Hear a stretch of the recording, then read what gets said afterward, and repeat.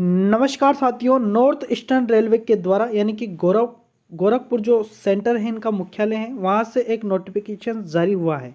Notification जारी हुआ है रेलवे रिक्वायरमेंट सेल्स के द्वारा, जो कि गोरखपुर जो मुख्यालय है वहाँ से यह नोटिफिकेशन जारी हुआ है। दोस्तों, वैसे यह नोटिफिकेशन 25/10/2023 को ही जारी हो चुका था, लेकिन इसमें जो आपको एप्लीकेशन यानी कि आपकी जो फॉर्म भरने की जो डेट है वह 25/11/2023 से स्टार्ट हुई है, जो कि आपकी जो डेट रहेगी 24/12/2023 यानी कि 24 दिसंबर तक आप फॉर्म अप्लाई कर पाएंगे। अभी यह मौका हाथ से नहीं गया है। अगर आप नोटिफिकेशंस की डेट देखेंगे तो इस हिसाब से आप सोचेंगे कि ये तो काफ़ी समय पहले ही आ चुका है, लेकिन इसके जो फॉर्म भरने की जो डेट है वो है 25/11/2023 से स्टार्ट हुआ है, जो कि 24/12/2023 को यानी कि 24 दिसंबर तक आप इसमें फॉर्म अप्लाई कर पाएंगे। यह पूरी की पूरी रेलवे की रिक्वायरमेंट है, जो कि अप्रेंटिसशिप के लिए है। अप्रेंटिसशिप जो कि 12 महीने का एक ट्रेनिंग टाइम होता है, जिसको हर एक बच्चा करने की चाहत रखता है। तो अगर आपने अभी अभी आईटीआई को क्लियर किया है तो आपको इसमें फॉर्म अप्लाई करना चाहिए, और आपको इसके लिए अप्रेंटिसशिप आपको जरूर करना चाहिए। रेलवे के अंदर तो अप्रेंटिसशिप करने के लिए बच्चे बहुत कोशिश करते हैं। देखिए, यहाँ पर अलग अलग जोन में, अलग अलग यूनिट्स में अलग अलग तरीके से यहाँ पर पोस्टें जारी की गई हैं। जैसे कि आप यहाँ पर पहले में देखोगे तो देखिए, मैकेनिकल वर्कशॉप जो कि गोरखपुर के अंदर है ना, और गोरखपुर कैंट के अंदर है ना। तो इस हिसाब से यहाँ पर अलग अलग सेंटर्स के हिसाब से, अलग अलग जोन के हिसाब से यहाँ पर आपके लिए स्लॉट्स खाली हैं, जिनमें यहाँ पर टोटल 1104 वैकेंसी निकाली गई हैं। ठीक है ना। तो आप यहाँ पर अपना भाग्य आजमा सकते हैं।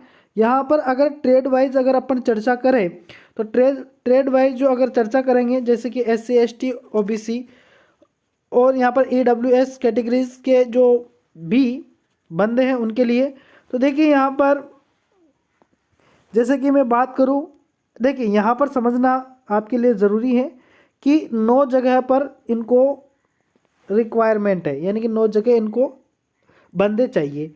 किस जगह कितने चाहिए, जैसे कि गोरखपुर की बात करें तो यहाँ पर 411 चाहिए। गोरखपुर कैंट जिसमें सिंगल वर्कशॉप चाहिए 63, और यहाँ पर जैसे कि ब्रिज्ड वर्कशॉप चाहिए इनको 35।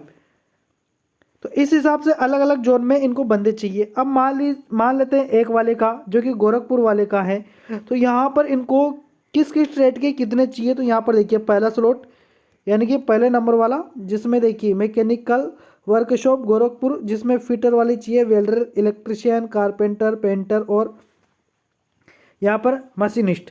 तो इसके अलग अलग तरीके से इनको देखिए क्या क्या चाहिए। तो देखिए यहाँ पर जो जनरल कैटेगरी के हैं वह फिटर वाले 57 चाहिए, EWS वाले 14, SC वाले 21, ST वाले यहाँ पर 10, OBC वाले 38, टोटल यहाँ पर 140 है ना।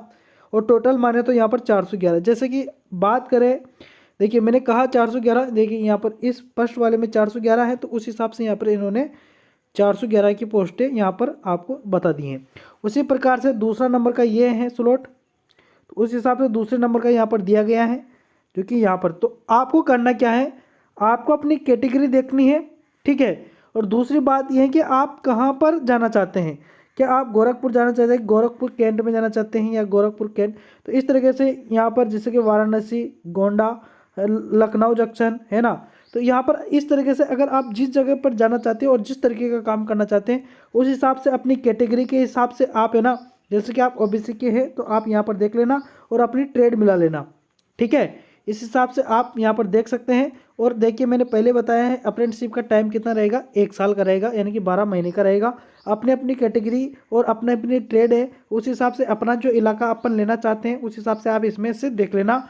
ये जो नोटिफिकेशन है, मैं अपना जो टेलीग्राम चैनल है डिस्क्रिप्शन में लिंक दिया है, वहाँ पर मैं इसको शेयर कर दूंगा, वहाँ से आप इसको डाउनलोड करके अच्छे से देख सकते हैं। ठीक है। यहाँ पर और क्या बात है तो मैं आपको बता देता हूँ। देखिए यहाँ पर एज लिमिट की अगर चर्चा करें तो देखिए एज जो है ना 25/11/2023 तक है ना, जो आप है ना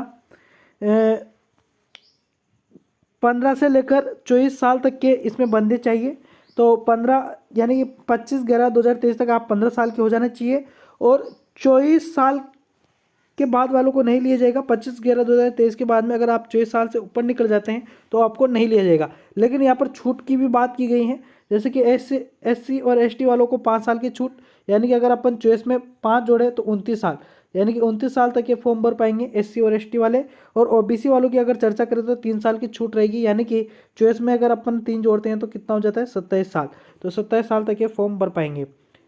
क्वालिफिकेशंस की चर्चा करें तो यहाँ पर the candidate should have already passed the, तो यहाँ पर देखिए क्वालिफिकेशंस क्या है, आप 10th पास होने चाहिए और 10th में आपके 50% अंक होने चाहिए।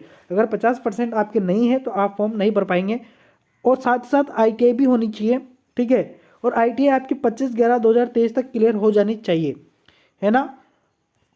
आगे अगर अपन चर्चा करें तो देखिए यहाँ पर फिजिकल स्टैंडर्ड के बारे में भी चर्चा की गई है, जो कि आपके मेडिकल होगा, जिसमें आपको बता दिया जाएगा, ठीक है। बाकी यहाँ पर प्रोसेसिंग फ़ीस, तो प्रोसेसिंग फ़ीस यहाँ पर देखिए थोड़ा सा यहाँ पर फीस है, जो कि कैंडिडेट देखिए यहाँ पर 100 रुपये हैं, और SC ST EWS वालों को यहाँ पर कोई पैसा नहीं देना है। बाकी OBC और जनरल वालों को यहाँ पर 100 रुपये फॉर्म फीस के देने हैं, ठीक है।